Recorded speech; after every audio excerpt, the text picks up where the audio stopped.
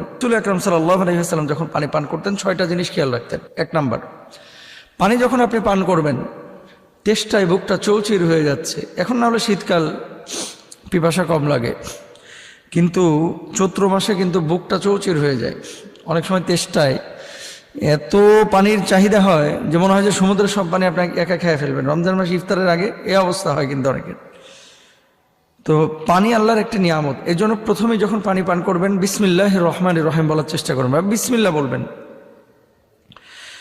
তারপরে 2 নম্বরে যেটা করবেন, সব সময় ডান হাতে পানি পান করবেন। মনে রাখবেন, বাম হাত দিয়ে পানি পান করা, খাবার গ্রহণ করা, এগুলো হচ্ছে শয়তানের কাজ।